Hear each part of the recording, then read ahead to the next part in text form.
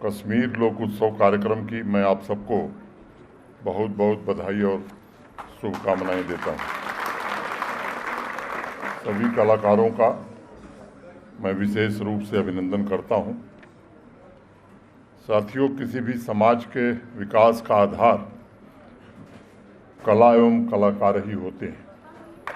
समाज की मूल आत्मा जो उसे आगे बढ़ने की ऊर्जा देती है, वह सदियों की साधना से निर्मित की गई संस्कृति ही होती है।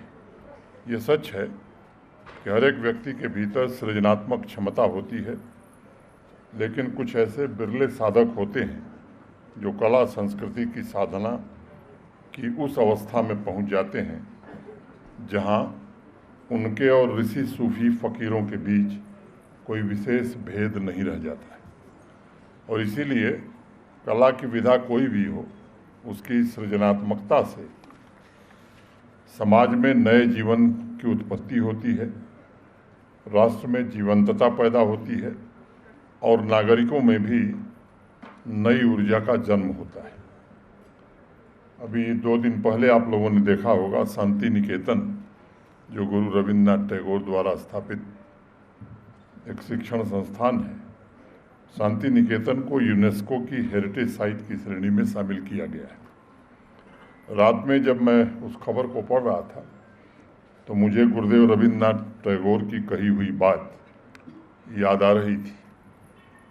और उन्होंने जो बात कही कि मैंने अपने जीवन में कुछ अपने से क्रिएट नहीं किया है, बल्कि वह उतरा है और मैं सिर्फ माध्यम बना।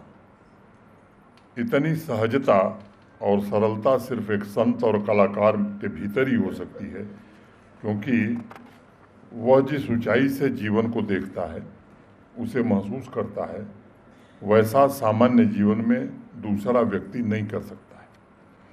अगर कला के रंग ना हो तो समाज ही कोरा रह जाता है, क्योंकि समाज की विविधता में तपस्या के रंग होते हैं। आज हमारे तमाम सम्मानित लोग कलाकार यहाँ बैठे हैं, उन्होंने अपनी प्रस्तुति भी हम सबके सम्मुख रखी है। उन्होंने वर्षों रियाज किया है, मेहनत की है, साधना की है, तब कहीं जाकर उस सुर को पाया है, उस ताल से ताल बैठाई है, कदम से कदम मिलाकर लय साधा है, जिससे पूरे समाज को स्वर मिलता है और गति मिलती है।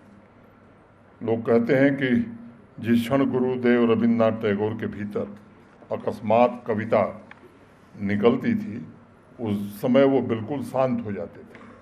कई बार तो उन्हें खाने पीने की भी सुध नहीं रहती थी।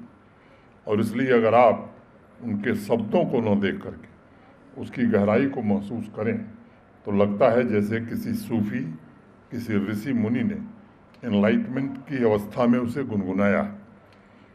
उनकी एक कविता है, बांग्ला में है, 2 पंक्तियाँ मैं उद्धृत करूँगा। आमी हवना तापस तुम्हार शपथ, यदि से तपेर बले कोनो नूतन भुवन ना परी, गढ़िते नूतन हृदय वत्तले। अर्थात मैं तुम्हारी सुगंध, मैं तापस नहीं होऊंगा यदि उस तपस्या के बल से किसी नूतन हृदय में कोई नूतन भवन की सृष्टि ना कर सका। साथियों, एक कलाकार का हृदय ही यह कहने का साहस कर सकता है कि उसे कुछ नूतन, कुछ नया सर्जित करना है, क्योंकि उसकी सारी तपस्या, त्याग और साधना का लक्ष्य ही सृजन है, निर्माण है। दुनिया में विध्वंसकारी तमाम शक्तियाँ मौजूद हैं, लेकिन सृजन का एक ऐसा समुदाय है जो इसको निर्माण करता है, और वही कलाकार है। आवाम हमेशा 2 तरह से ऊर्जावान होती है। पहला, ज्ञान विज्ञान के जरिए आविष्कारों से सामान्य जनजीवन में परिवर्तन लाकर, और दूसरा माध्यम कला है, और कला से भी एक बड़ा सृजन होता है।